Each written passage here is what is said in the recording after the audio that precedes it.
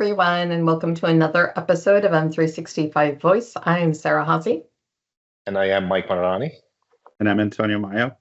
It's a good day when we get all of our names correct. Yeah. And we are excited, thrilled actually, to have one of my favorite people joining us today, Mr. Jeff Collins. How are you, Jeff? I'm doing great. Thanks for having me. Do you want to introduce who you are and how you came here? Yeah, absolutely. So I'm a Microsoft 365 generalist / expert. I've met most of you through the speaking community. I've spoken at a few conferences. I did a long stint in consulting, and that's where I picked up all of my skills to talk about oversharing. And it's funny because we're actually going to be talking about stuff that we were talking about in 2014. Yeah, never changes, eh? Never changes. Yeah. And I'm lucky because I have the joy, and I do mean joy in this case, of getting to work with Jeff every day. So we work at the same company, financial services company. So oversharing is something that we is critically important to us. And Antonio, we've gone on between some of your team at your consulting firm and my team at work. We have actually had a really it's just been a really helpful dynamic set of meetings to talk about how to advance the oversharing tracking and identification capabilities on top of the existing Microsoft stack. Absolutely. And I find that kind of dynamic of being able to share tactics and concerns around oversharing, because oversharing is kind of a big general word, but trying to break that down into, okay, what's important for you, what's important for others, how do we deal with those very specific tactical situations, being able to share those ideas and tactics with your team and hearing what you all are doing and be able to share that has been super helpful for us as well. Yeah. So I always like to start off by, finding the humor in it. And anytime that you're talking about oversharing at work, I think that there are a lot of companies that believe oversharing might happen, but that it's more of an academic problem. The reality is, it is simply shocking how many divorce decrees, mortgage applications, customer social security numbers, Tax you can documents. find what? Tax documents. Personal HR tax reviews. documents. Personal images. Personal images you can find on people's OneDrive that has been shared accidentally with everyone in the organization, that is on SharePoint sites that have access to everyone in the organization, and in some cases, external people who have access to SharePoint. I've not encountered a company who does not have a problem with oversharing in this way, and it's almost always your most sensitive data or most inappropriate data that you don't even want stored on work systems. That is overshared. Every single time. Let's see it. When I mentioned 2014, we talked about this in Delve, and it was so easy to just say turn off Delve and just completely under the rug. And all we did was just let the problem keep growing, and now it's a plague. And it's no one's saying we can just turn off Copilot, because Copilot is so integral in everyone's day-to-day life that now people are finally starting to come up with solutions and things that they can do about it. But oversharing is such a key situation, because it's not defined by you're sharing with 5,000 people or the entire organization. You could be sharing with a security group that has 1,200 people, and that can be considered overshared. It's such a complex problem that I think what we've done at work, Sarah, is come up with a really good first stage to remediate the bleed. And then, it's an evergreen system, though. You have to stay on it and keep trying to find where things are overshared. That's identifying security groups that you don't want to be monitoring, but if you have the right processes in place to have your groups created, where you say, if this is a group with more than 500 people, depending on your organization size, right, then you can start to really track where that group is used. And then what I'm trying to say is there is a elegant situation where you could get yourself in as an organization that you could really control oversharing. Oversharing doesn't have to be a problem. It has to start with the building blocks to make sure that you have your processes in place. You brought up a good point about Copilot. Sarah, you and I have presented on this a couple times now, and I like to say in those presentations that we've been sitting on a mountain of risk for years, right? All the way back to 2014, 2013. And it's a mountain of HR reportable offenses, because I'm the person who's going to say that. It's just a mountain of risk, but what is in there is truly horrifying. Yeah. And this drive to roll out generative AI solutions that get grounded on your content, M365 Copilot being a great example, has kind of reignited this discussion for everybody around oversharing. And we're, I think, finally starting to see projects where we're dealing with it, at least as an initial step. And then I think, Jeff, you said this, you know, it is something that you need to continue to look at on an ongoing basis. It's not just a one-time event that you're going to clean things up. I would agree. And the importance of it, I think it's also morphed the discussion, because when Delve started surfacing things that you had access to, that you didn't ask it to, it just served you things. A lot of companies said, turn off Delve. We don't want that. Copilot, we can't say the same thing to turn off Copilot capabilities. And in many cases, people say to the Copilot team, well, what are you going to do to secure this? And they say, Copilot's not broken. Your data is broken. So you need to go talk to the SharePoint team. You need to go talk to the team that owns the platforms where these data is stored. And so it's important to note that if you are a platform owner for SharePoint, if you're an engineer for SharePoint, this is going to be your problem to solve. It's not going to be the Copilot problem to solve, because in the world of politics, it's going to fall to the person who is standing at the end of the line, and the person standing up SharePoint and supporting OneDrive is going to be holding that ball. Exactly. But now, if you look at oversharing, the topic oversharing, it is very overwhelming for all organizations, because they really don't know what they're dealing with. They really don't know what kind of data was shared, whether it's internally or even externally, right? So to take that leap of faith and just sort of want to get into the Copilot world and to start with the oversharing, Jeff, from your experience, how would you address that? Like, how would you address that methodology to fix whether the issue they had is a small or big, like just to ease up the feeling of, yes, I'm going to go and tackle this massive amount of data that might have been overshared? Yeah, so it's good to identify the problem, right? So I think all of those naughty, scary words that you're afraid are being overshared, W-2, taxes, mortgages, things like that, just ask Copilot, what can you find on this file or on this name? And that was one of the things that our security team actually did, is they just started identifying oversharing risks, and they combined them all into one. And it's like, hey, we have a problem. So identify that you have the problem, which I think everyone does. I've worked with organizations to just know, like, I think everyone has this problem, and then start inventorying what you have. There's a lot of really cool tools out there you can get if you don't want to come up with a solution in your house, but you could do as simple as a Microsoft Flow that goes out to every site and just looks to see what you have access to, like present you back the data that you have access to. That's a really good start, especially if you start like a brand new account. If you just open up a brand new account, you're like, hey, this is a brand new account, stood up the same way we do all other accounts. And you just have that run a flow to go to every site and say, what Microsoft can you return back to me?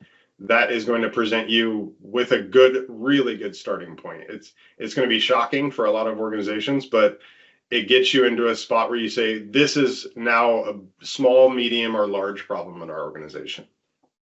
I like it. Very cool one. Yeah, I talked to some other MVPs and a lot of consultant firms.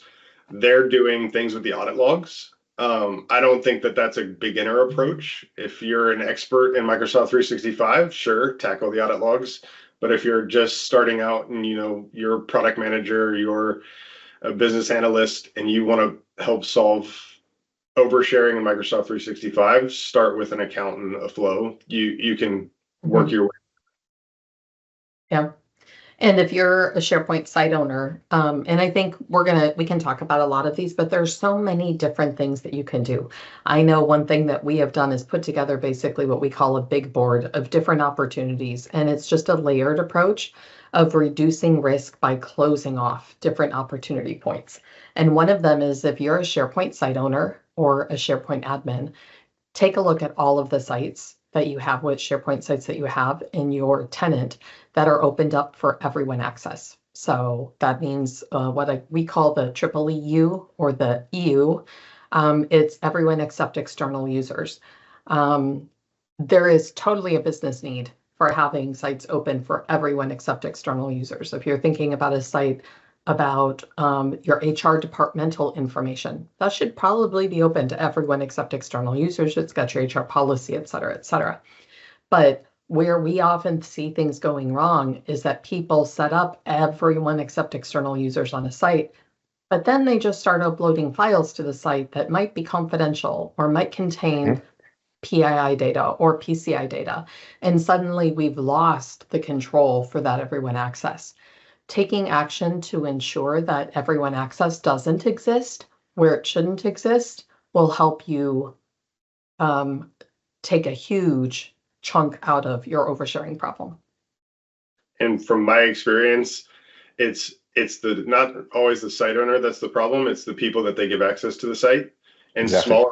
smaller organizations are hit the hardest because they just go out and create a folder inside of there, and like it's Jeff's folder and it's Sarah's folder, it's Mike's folder, Antonio's folder, and then you just dump everything in there.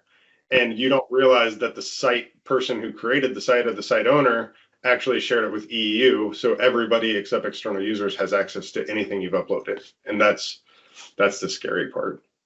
Mm-hmm. Well, and I would say, like, from our experience, OneDrive and SharePoint are very closely related. Obviously, OneDrive is effectively SharePoint, but they are often, or when doing oversharing analysis and, let's say, remediation, are treated a little bit differently, right? Like, one example that we've talked about, and Jeff, I'm sure you've seen this, but should anyone be sharing something with everyone except external users from OneDrive?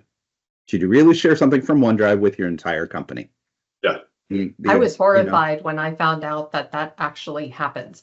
It had never occurred to me that someone would share with everyone in the organization from OneDrive. And frankly, lots of organizations full of it. That's right. That's right. Thought when that came up, I was like, there's no way that's not a thing. And then it was so much a thing that Microsoft was offering a one-time removal of EEU at OneDrive site and library levels. And it was like, this is a much bigger problem that I can't imagine doing that with my OneDrive. Those are so personal to me at every organization I've ever been with. Like, I don't want other people to see my half-baked work or anything that I've stored there personally. Exactly. And, right. and so cleaning that up is I think one tactic that solves not 100% of the oversharing issue, but a good chunk of it. I came across one client. I was doing migration actually, and I don't remember why I was going into a couple of accounts for OneDrive to do the migration, and I was checking the permissions, and it was actually at the site level, at the OneDrive site level permission that had the triple EU. And then we're like, okay, whoa, let me run a report. And it was like a good 10% of the company that had this. So you'd be surprised what you can find there from a security mesh perspective. And this dates back to SharePoint 2003, where people, in an effort to try and, if they don't understand permissions, or they just want it to work forever and never make them late for their son's soccer game, they just grant over access to everything all the time. And triple EU makes the problem go away. You're never going to hear anybody coming to you that I don't have access to this file. But that efficiency, if you can call it that, although that's a problem, causes all kinds of hundreds of hours of work for staff on the back end to clean up oversharing. That's right. Talking about the cleanup, like what's your methodology to clean up? Like, no, yes, we did the actual analysis. We have the report, whatever tools we use, whether from SAM or others or whatever. And we have this massive report or small report, whatever. Do you keep it in the hands of the users, like to go and ask them to go clean up their permissions, or do you actually take a hard action and say we're going to turn off few permissions? That's a great question. I think that my stance on that and what we kind of did was, if it's not a PII or PCI issue, then we're giving the users more time to solve the problem. If it's a PII or PCI issue, they are giving an urgent notice saying, this cannot be, you have until the end of the week or whatever is comfortable for you. And then if they don't do it on one of those two sites, then you remove it for them.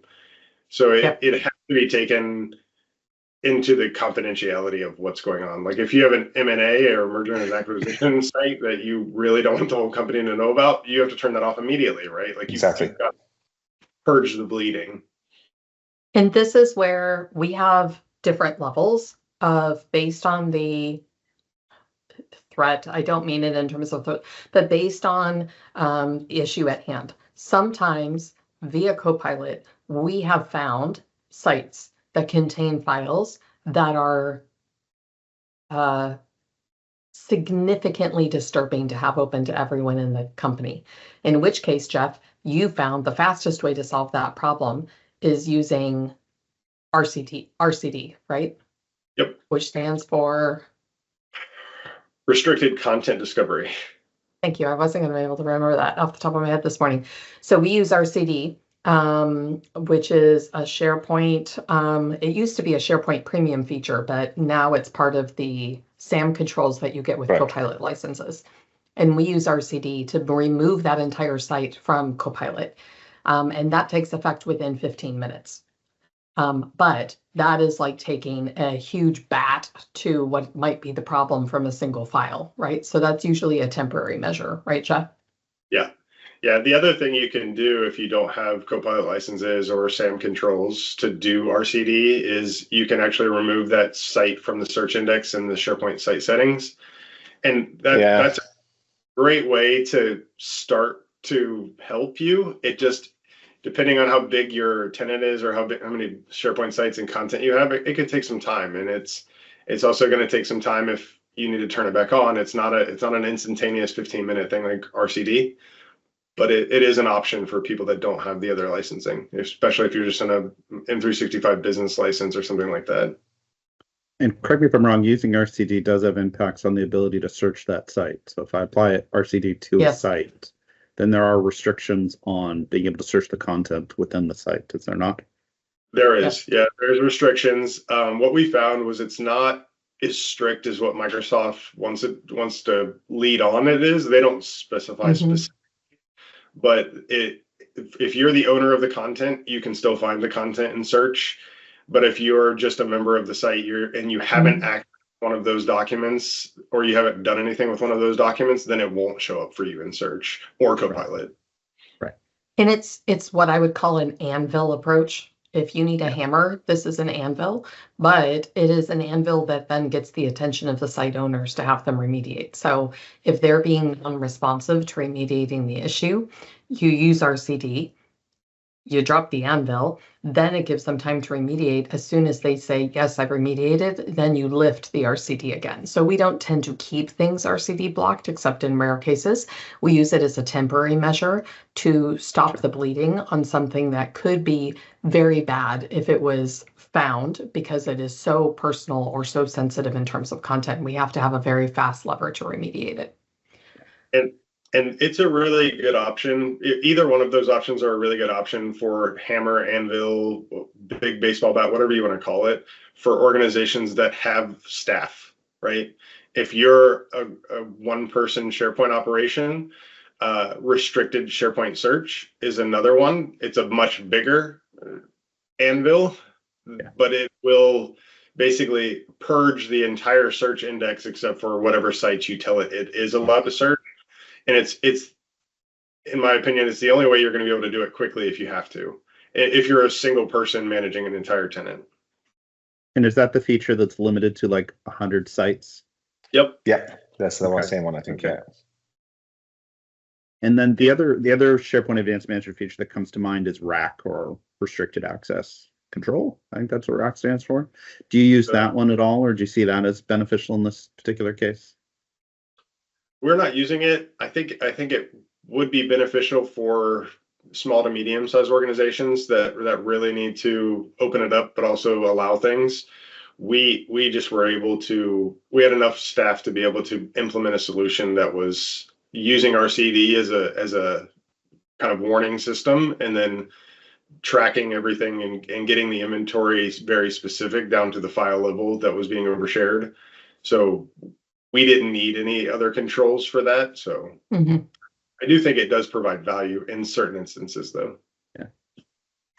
We also use some level of intersection points. And I think depending on people's Microsoft Purview settings and the controls that they have in place, and Antonio, you and I have talked a lot about this. If you have sensitivity labeling rolled out for SharePoint sites, for example, you should be able to build some kind of an intersect point that has identifies sites that may need remediation for oversharing. For example, if you have a site that is labeled highly confidential, or a site that is labeled as containing PII, personally identifiable information, or PCI data, and it has everyone except external users that EEU shared, that probably should not happen. So now you've got a natural, and that I think is a great way to start. If you have sensitivity labeling turned on, it enables you to say, oh, guess what? That intersection point between highly confidential and EEU should be your starter list for remediation. And in my opinion, 20% of the effort, you'll get 80% of your results by just remediating those things. Agreed.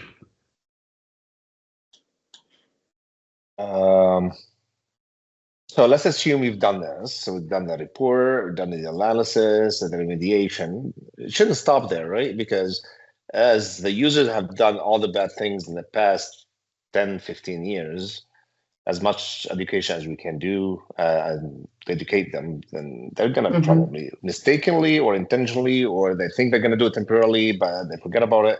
It's going to happen again. So how often do you go from a data governance perspective and then run the reports to find that they have another oversharing report? It will be a much smaller, but you're going to have to keep adjusting this issue. So do you go that out as well? Yeah, so obviously you want to enhance and grow any system that you're doing, right? The flow that I mentioned earlier is good to get everybody to start to kind of get these things cleaned up. You could run that flow on a weekly basis, depending on how much you have, and then just kind of remediate it that way. That I would say is the good, better, best scenario, right?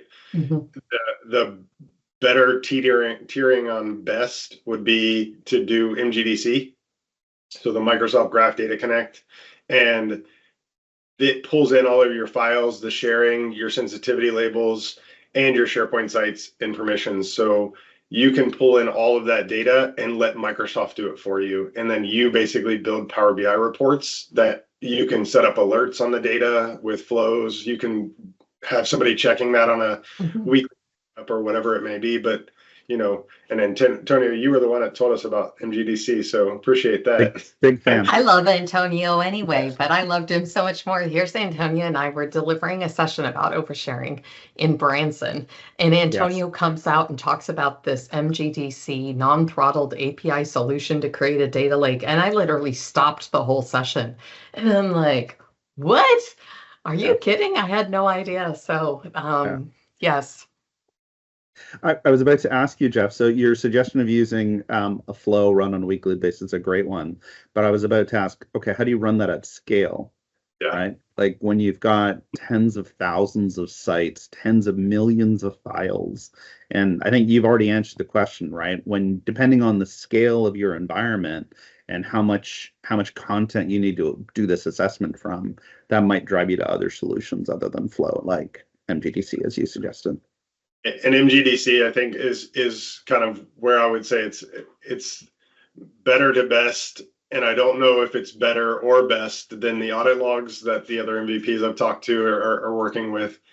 And I think it really just depends on what data you're able to extract from the audit logs versus, I already have seen the data that comes from MGDC, and it runs on 48 hours behind, but this isn't a 48-hour problem. This is a lifelong. Exactly.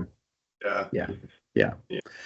Now, question for you. Do you deal with, we've been talking about assessing and remediating, cleaning up, oversharing.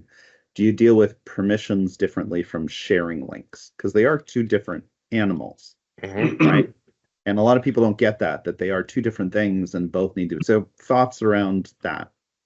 Microsoft should just get rid of them. We were better off without them. Yes. Agreed. 100%. 100%. It has done nothing but confuse people. I've been doing SharePoint now for 20 years, and now I get so many people asking me, well, I shared my site, and when I had them walk me through what they did, like, no, you shared a document, or you shared the library.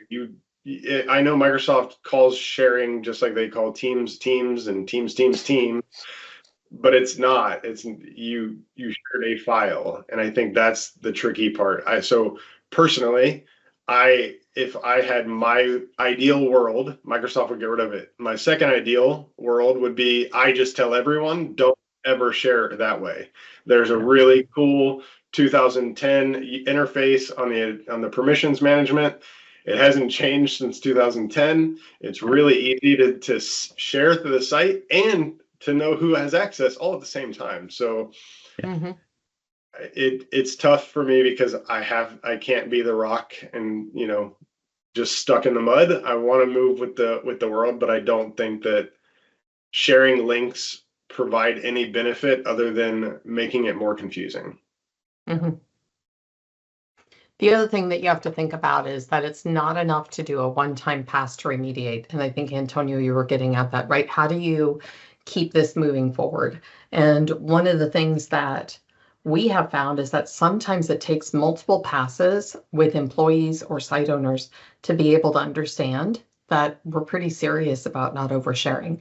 And so if you take action to prevent oversharing, they might just go back afterwards and say, I'll just put it back.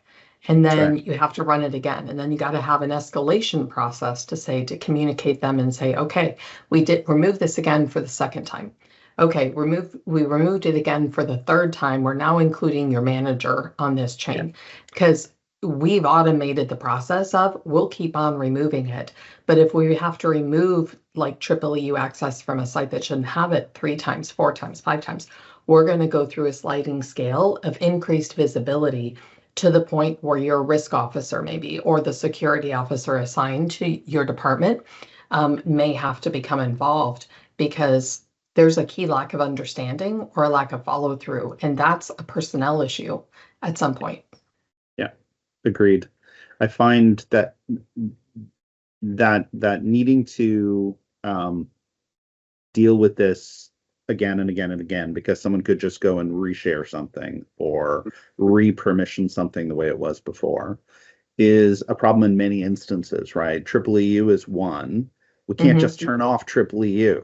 Like, I would love to have a control where EEU is no longer available for OneDrive. Full stop. Right? Yeah. And EEU is only available to certain individuals in the organization, and nobody else is allowed to use it. There are some controls for hiding it, but they don't really fully stop usage of it. I would love to have link expiry, for example, for all types of links, sharing links, right? Because you've got 4 different types of sharing links. We only have it for one, for the anyone links. And it's like, okay, that doesn't help me. Like, I would love to see additional controls in M365, because without those, it's exactly as you say, Sarah, we have to go back and clean up again and again. And I love your concept of, well, if it's the same people over and over, then maybe there is an escalation point or process that has to happen. Because clearly, like, if you're having to do that for the same people, 3-4 times, they're not getting it. Yep. Yeah. And the sharing links, it's nice because there's third-party tools that will help you identify those. Yes, there are. It is helpful, but those are so much more complex to say, hey, you can't share this with the organization, because really the only people that can actually see that file are people that have clicked the link. So if you just shared it with the organization and they never clicked the link, then they don't actually know that file exists. So it is it's a very troubling set of 4 different types of sharing links that you can have. Because I like to have arguments where the logic is flawless and you're going to win this argument. When you say to someone, hey, you're oversharing, and they say, no, I created an all company link, but it's only when I send the email to somebody with the link that they can ever see the file. It's hard. I mean, we can say like, yeah, that's not right, but ultimately it is a workaround, and I'm all for workarounds except for when they break policy. Yeah. That's not a good enough answer to me. Just no, one opinion. So I know that to kind of wrap up this thought, because I know, Antonio, you and I have started delivering sessions at conferences about this, and it becomes a very deep discussion, because depending on what you have implemented, what purview settings you have implemented, whether or not you have Copilot enabled, whether or not what your sensitive types of data are, and how aware you are and all of your employees about those sensitive types of data, every company is coming at this from an entirely different perspective on what oversharing and risk means to them. So there isn't a simple 5-step plan for fixing it. I think we've done a great job today of talking through some of the things that we've thought about and gone after, but there isn't a right way to do it. There are just a variety of things that you can pull in to be able to start to figure out that puzzle and set up things. Yeah. I feel like we could have a deeper dive on this. I would love to have a deeper dive conversation specifically about EEU and OneDrive, because would I love it if Microsoft came up with a way for us to just turn that off? OneDrive being different than SharePoint. OneDrive is supposed to be for your personal work files. Having EEU and OneDrive to me is just scary. Yeah. And it's funny because they're very familiar with the problem. Like Microsoft, anybody watching that works for an organization, Microsoft has this exact same problem. I actually learned about SharePoint Modern in 2014 when I was a VDash, because one of my friends that was an executive had shared EEU news articles and blog posts that they were going to release about SharePoint Modern coming out 2 years before it came out. Anybody that was familiar with it, they'll remember the term newsstand. That's what they were planning on calling modern pages. And so it's a problem with everywhere, and including the company that makes it. So the more controls they can add, the easier it's going to make our lives. But if it's not on your 2026 project list, it should. You should be looking at oversharing here, because Copilot it took over the landing page of office.com, so it's coming. Yeah, it is. Well, thank you so much, Jeff, for having you come back. I can foresee this coming back around again as we dive into these topics. And I love talking about oversharing now. I didn't think that I would at first, but there's so many different opportunities and building relationships. I know, Antonio, that my team and your team have really gotten a lot out of just meeting together to talk about this as it relates to different clients. Very much. So a huge thanks, Jeff, for joining us today. And we will see you back again on another episode. Bye, everybody. Thanks for being